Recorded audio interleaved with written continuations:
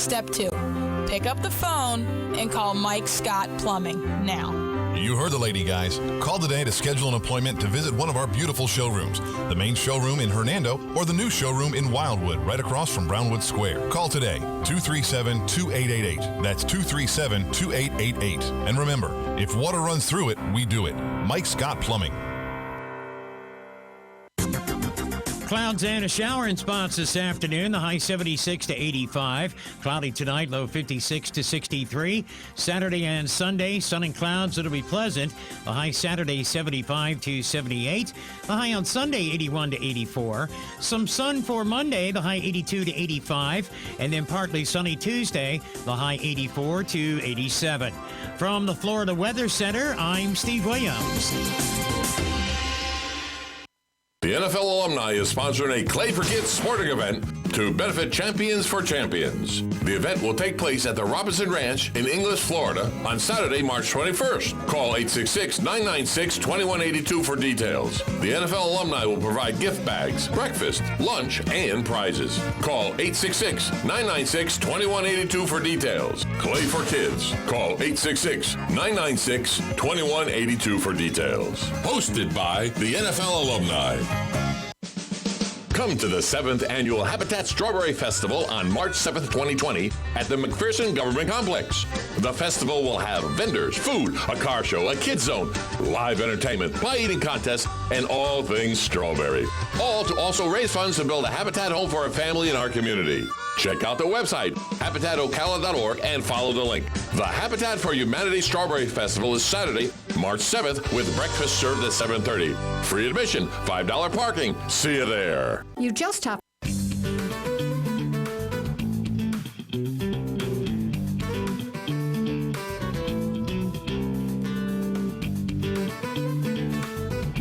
And good morning. We're back. You're listening to AM Ocala Live on WOCA, The Source, in the studio. OM Radio, Ocala Magazine. Good morning, Radio, boys. Ocala Magazine. Happy Friday to you. Happy Friday, Valentine's Day. All right. I got a nice day planned. I can only speak for myself. I don't even have a Valentine, so that's, kind of sad, but... Really? No? Yeah, You still got plans for tonight, though? Just something to do to It's have actually some my fun? birthday weekend, so I'm going to be heading down to see my cousins, my aunts and uncles down in South Florida, Miami. There you go. So looking forward to that. And we're blessed today because we have a great guest, which is Mr. Bob Miller, or Chaplain Bob Miller, as you go by, correct? Yes, sir. Yes, sir. And he has the Ocala Farm Ministry, and it's very unique because he's doing stuff locally, but they have 80 facilities globally that they're helping people that are working on the farms that may be misled or may need to get back on the right track, and doing some great things. It's also interesting because I just learned that he's a second generation. His father was a missionary person even in Cuba back in the heyday before Castro evicted them. Yeah. Oh, wow. Yeah. So, and that was actually when Cuba was going to be popping off to be one of the hottest places in the country, and when Fidel did that. Yeah. So I'll let Bob speak about that. We also have my friend and managing editor down there who put this wonderful show together, Mr. Ben Ba. How are you doing, Ben? I'm doing great, Philip. Doing great. Well, that's good. Happy Valentine's Day, buddy. Hey, happy Valentine's back at you, Adam. You got Happy it. V-Day. Yeah. Jose! That's Jose from Mesa de Note. Yeah. So, Chaplain, why don't you tell us a little bit about the Ocala Farm Ministry, because I didn't know that this even existed. I'd love to hear your take on what you do there. Well, it's interesting, but a lot of people in this community don't know a lot about our ministry, even though we've been here 17 years. We're part of a national organization that has anywhere between 60 and 80 chaplains at major horse racing tracks around the world. All of the major tracks in the U.S. have a chaplain. We're here to serve the people who work on the backstretch. When you're racing and you're betting and you're in the big stands, you don't know what goes on in the back. The people who bathe and feed and train the horses behind the scenes, And a lot of times they're underrepresented. So the organization started 50 years ago down in South Florida at one of the two tracks down there, and it's been growing And again, we are international. Here in Ocala, we are out west. We have a community center with 8 acres and a lot of programs, social programs, educational programs, sports programs for the kids, English classes, Christian 12-step AA classes, Bible studies, and all the things that a chaplaincy entails. And when you say they're underrepresented, explain that to me. Well, a lot of them, as we all know, are not documented here. And so for them to get help in some areas of their lives that they may need, maybe social areas, physical areas, help understanding and negotiating and navigating the American system, we're there to provide that. And again, because I was raised in Cuba, I do speak Spanish, so it's probably the only reason I have a job today. So what percentage of these people then are Mexican or of Latin descent, are you saying? The people who actually work on the horse farms may be as many as 60 to 80%. Really? Wow. Immigrants. And not all of them are illegal. Many of the farms, of course, Right. all the farms try to get as many straight people as they can. And with the H-2B and visa programs, they are able to get a lot of documented Because it is workers. illegal to hire these people, though, correct? Yes. It's kind of a gray line because the people come up with, of course, ID cards that may or may not be valid, and so the farmer is only Don't know whether it's valid or not. Yeah, exactly. So you do what you have to, and because you need workers, you do what you have to survive. So A lot of the horse people that we've come in contact, if these people weren't here, the farms couldn't operate or run. Right. Because there's just not enough work labor to implement and execute. there would be no horse business in Marion County without people who come from other countries to do the work. Right. That's what I've been told. Well, that's interesting. Well, God bless you for that. Thank you. Yeah. I am blessed. I'm blessed to have a job. Well, we always say, Penny Miller is our salesperson and corporate staff and one of our head people at the magazine. But me and her have been doing charity since I was 18, and we've always, kind of just had these things that, we're blessing our blessings to bless others, and that's kind of what the whole basis of the magazine is. And we're really blessed to be able to do that. That's a wonderful thing. Absolutely. That's so much work that is done, like you said, behind the scenes. I mean, and you're talking, tough labor. So given the opportunity that, maybe there is some physical demands that need to be met, but maybe their body needs to be having helped in that way, you guys can help them steer or navigate where they can get that done if they, hurt themselves or something like it, is what you were... Exactly. We provide a lot of information, a lot of sources and resources for the folks. For instance, they want to do their paperwork. We provide the translation and an office where we can sit and help them fill out their paperwork so they can, if they were trying to get legal or looking for work permits or such a thing. Make them legit. Right, to work with the right. hospitals in case they get hurt. This morning while Ben and I were out talking, someone just gave me a call this morning. There was an accident yesterday. Two young people, Americans, got in a bad accident last night. They're in the hospital. One of them didn't make it, and the daughter's in the hospital, or the girlfriend's in the hospital. So we're going to go see what we can do to help them navigate Absolutely. whatever they have to do with the medical system. Again, we don't work simply with immigrants. We work with anybody who works on a horse farm. We're an equal opportunity helper. Well, and there's so many people that are Americans that, maybe lost their mother or their father or just, unguided, so they need help. Absolutely. So, Sure, there's people here from all over the world, actually. The first day I went on one of the farms, which was Classic Mile, there were 5 different languages being spoken Is that on right? Classic Mile. Yeah. This was 17 years ago. There were people from Jamaica and dozens of places in the islands. really, I was going to say, what were the 5 languages? Yeah. Well, there was a Frenchman there because we have a lot of Frenchmen come in to train and do things there. People Really? from all over the world work Never with heard of the Koreans French, and though. French, and the Koreans are big in this at OBS, especially getting at the bigger. sales. Yeah. And there was a Frenchman, a Korean, a Jamaican. Now, that's supposed to be English, but that patois thing was like a foreign language to me, and of course all the Spanish countries. So, It's funny because you said, the tracks, and then before we came in to start the show, you said, at these pari-mutuel betting. So are they all pari-mutuel betting places that you have the facilities, or are there other ones that are not? tell you the truth, I'm not as versed on the national as I should be, but they're mostly, I would say probably all There may be a training track or two in one of those states, but they're all pari-mutuel tracks, Okay. including, like I say, in Europe and in South America. Which really are all owned by Mr. Stronach.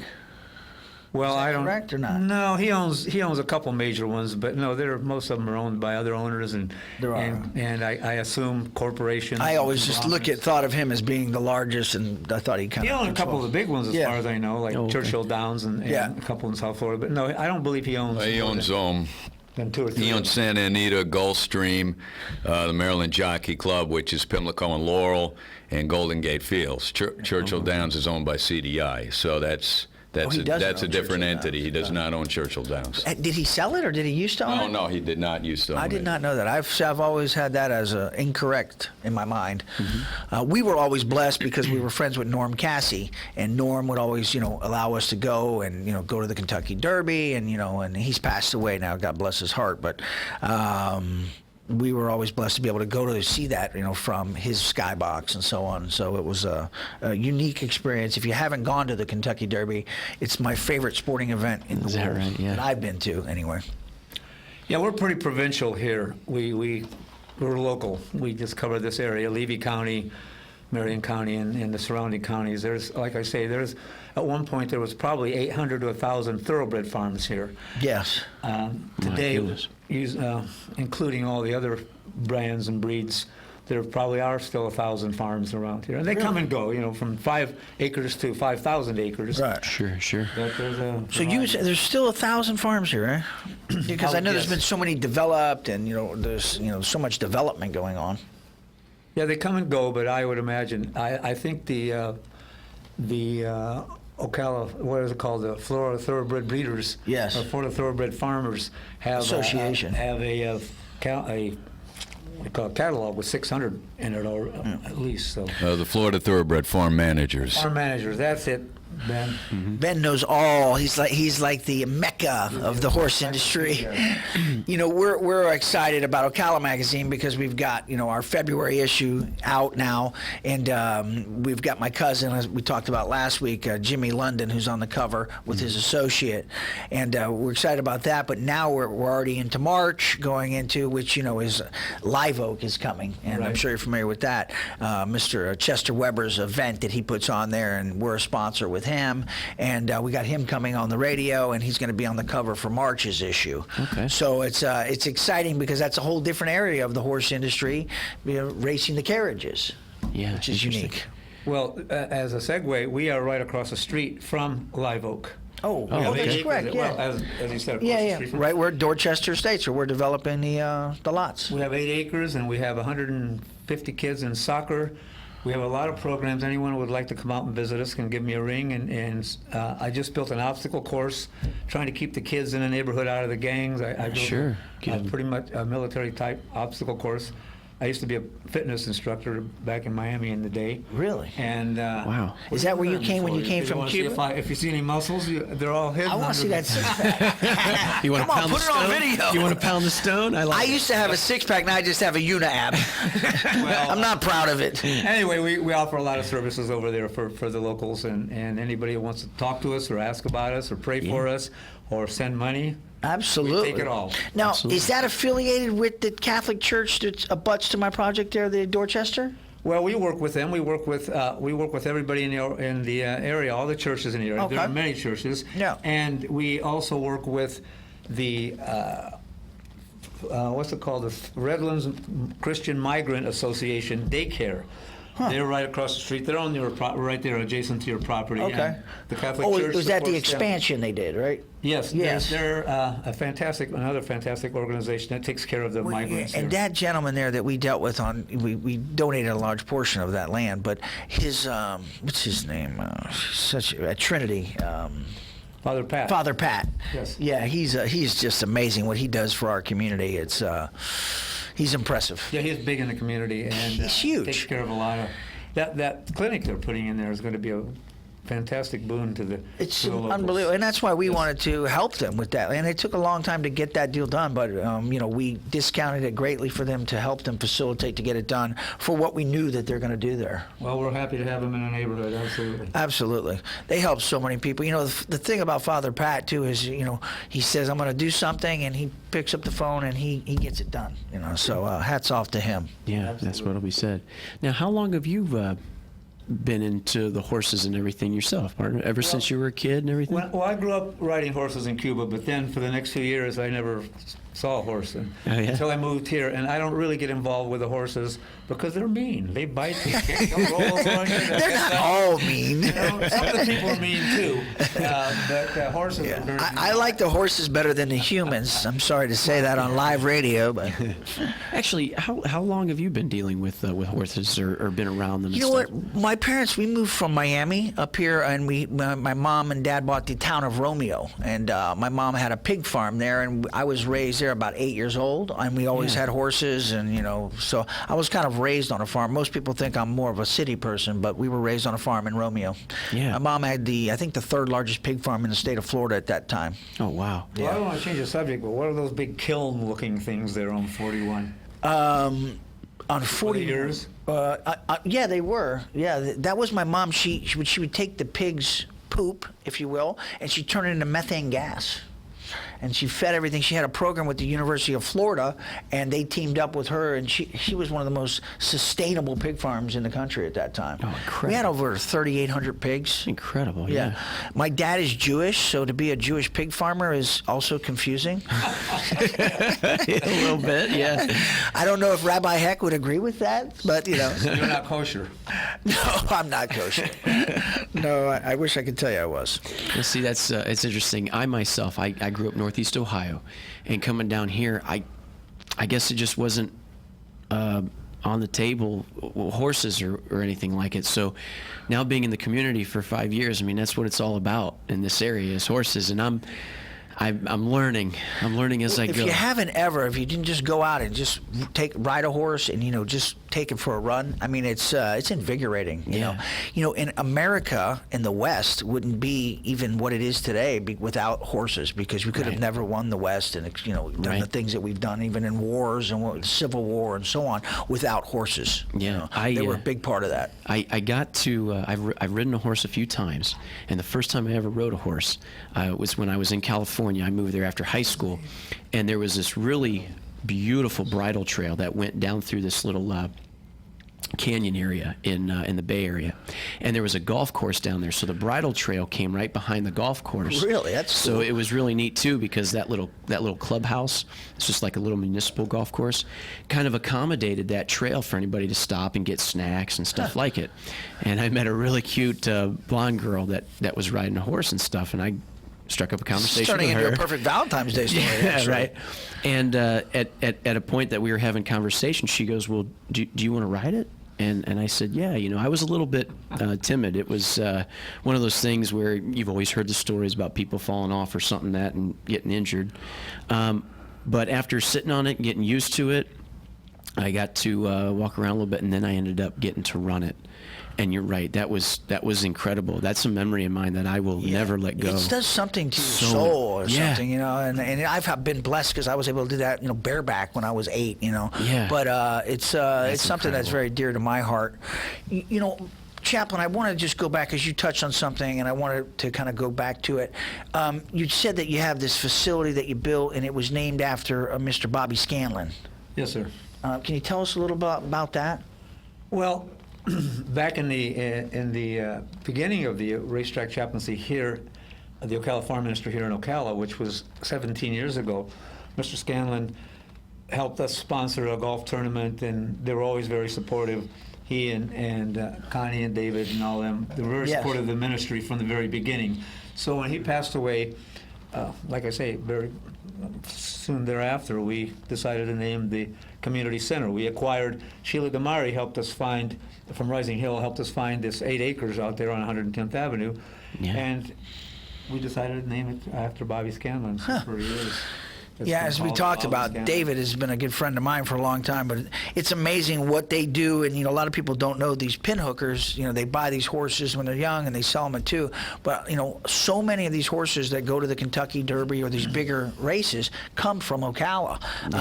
We're talking 8 or 10 runners, a year. So it's there's a lot of good things that come out of Ocala. Yeah. Here's the thing, incredible. Philip. The important thing is that we have been fully supported by the horse farms. Now, people sometimes Is that talk about- 100%? 100%. Well, we have a couple foundations that Okay. kick into us too, but since we've been here 17 years, people talk about, well, those people out there and blah, blah, blah. They don't understand that these people care about their workers, and they have supported us. We have 5 buildings on the property. We have a soccer field. We have 8 acres well-developed property that was paid for by the people who own the horse farms. Well, you can't, implement and execute what you're doing on the horse farms if you don't have the workers. I mean, it's pretty much that No simple. question about it. Yeah. And I have a fantastic board of directors, which includes Niall Brennan and Jackie DeMerick, big horse people here in this community. Super solid supporters, and so we've been blessed. What can I say? Well, hats off to you for doing all the good that you do. Well, one more thing, just in an effort to bond with Adam, I was born in Mansfield, Ohio, so. Oh, is that right? Is that right? That's where So how did you? Shawshank were Redemption. You know, born there and that's did you go to hilarious. The missionary to Cuba. I went to school? Where's your- Ashland University. Is that right? I kid you not, which is right next to Mansfield. Right next to Mansfield. Family. That's it. How So about You that? were there too? I was there too. That's where I went to college. Wow, That's 3 Ohio. where I Yeah. got a scholarship from. Round on the ends, high in the middle. I'm Ohio. born in South FLA, so North Miami Beach. I think it was Mercy Hospital. So Yeah. that's completely opposite from Ohio. I lived in the Grove for 30 years. Oh, well, Yeah. That's another area that you got all the wealth. It's saturated and surrounded by all the poverty. It's a shame what's down there. Incredible, incredible. Yeah, the Grove is so super wealthy, but uber wealthy, and then you've got such poverty surrounding it. So there's a lot of crime there because obviously when you have that, people steal and rob and It's just too densely populated. too densely populated. That's right. Yeah. And it's a little tough to go too far from the coast because then you got the Everglades right there and everything else, so everything's got to stay more I just coastal. tell a quick story on how. So I was when I first started my career as I was going to be an actor, but I was doing modeling and stuff down in Miami. So I booked this gig and I had big photo shoots in the Grove. So I drove my car down there from Ocala, and I parked it at a place. And a guy took my car. It was a valet, and they took my car. And I had all my clothes and my money and everything. And they took the car, and the car was gone. And I got Just went. That was my welcome back to Miami Beach. Oh, my I said, oh shit! So everything disappeared. They took the car, all my stuff, and everything. And I said, shit. So, Wow. but that was in the Grove. So Yeah. So, like you said, my kickoff to the Grove. Welcome back. Yeah. Oh goodness. How long did you do the acting? I did acting for about, I've done it, I started even at Forest High School with Mrs. Ryder. I did some stuff there. And then I did it, I moved to L.A. and was out there for about 6 years and made my living doing that for about 4 years out there. And then I came back. I did a show last night at Ballyhoo at the Ocala Civic Theater with Mary Britt. Okay. Who got me involved in there. And that was actually probably the most rewarding, even more than working with Steven Spielberg or Tom Cruise or anything that I did out in L.A. Yeah. But that Ocala Civic Theater is just a special place. Yeah. 550 seats, and Mary Britt, we celebrated her life after she passed away. But she was the backbone of that theater, and you could just never tell her no to anything, pretty much. Yeah. So. Little shout out to them. Right now they're doing Always Patsy Cline. Yes. Which goes to the 23rd of February, which has gotten great reviews. Absolutely. And those girls are having a blast doing it. I tell you, they Melody work and so Laura. hard over there, and it's it was very. I did 19 shows there. I had the lead in that play as Joe Farkas, and at first most shows are 3 or 6 or 9, not 19. Yeah. So when she got me, I was 19 shows, but it was so rewarding because you're working off the audience, and every audience, whether they're high schoolers or senior citizens, it's a different show. Yeah. So every show of the 19 shows was completely different. Yeah. And that was the first real live theater that I have done. So it was interesting and fun. Yeah. Is there any movies that I could see you in for the years that you were in L.A.? You know, I got paid for speaking parts in Minority Report and Phone Booth and Scorpion Kings and, Showtime. But, a lot of my stuff I got paid for speaking parts, but it was cut out. You still see me. Yeah. But I went from an extra and then got a speaking part on every time I've been on a major feature film. Yeah. But, I got paid for it. But, you go to see it and you see me, but my speaking lives got cut out. Yeah. They'll do 10 hours of filming for an hour and a half. Right, right.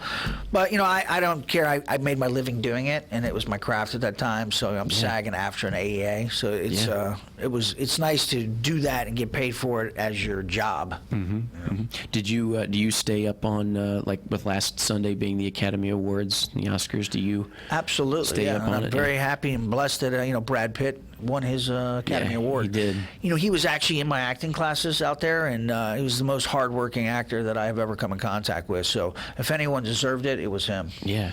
How big are your residual checks? I still get some. I did a couple big music videos. I did that Brandy and Ray J, Another Day in Paradise. So I still get checks on that one. And I did a national cheese campaign, a commercial. Mostly the commercials, that I get paid, or some of the soap stuff. I get about $3.35, $1.32 or $3. I have some that I get like 84 cents too, but I do get some. The music video and the national cheese commercial was good. That's pretty good. Now I got to say this, and I'm sure you've probably gotten this a lot, but I haven't said it. But do people associate you got a lot of Joe Pesci look to you and all that? It's always some mob guy. So, and I always get booked for the businessman, the mob guy, or something to do associated with business. In that Brandy and Ray J video, I was the businessman, so I'm flagging down a benzo, and it was Florence Jefferson was the bum. Oh, yeah. So I come through and I'm like, oh, to her, like she's a bum. I get my benzo and take off. Then at the end of it, you see me as the bum. They got me, and I'm That's in right, a Polaroid at the music video. I'm like, oh. But I always get picked for the businessman or the mob boss. So incredible. We got just about a minute left.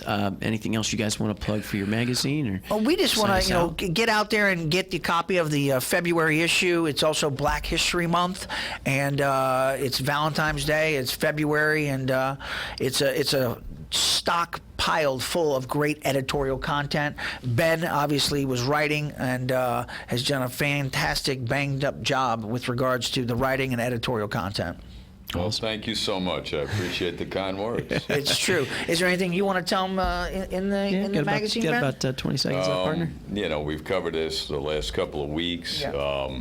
Obviously, there's a lot of exciting content, so I'll just leave it for folks to pick it up. Today. They'll have a chance to peruse through it, and I'm sure they'll enjoy it as they celebrate the love of their life while reading.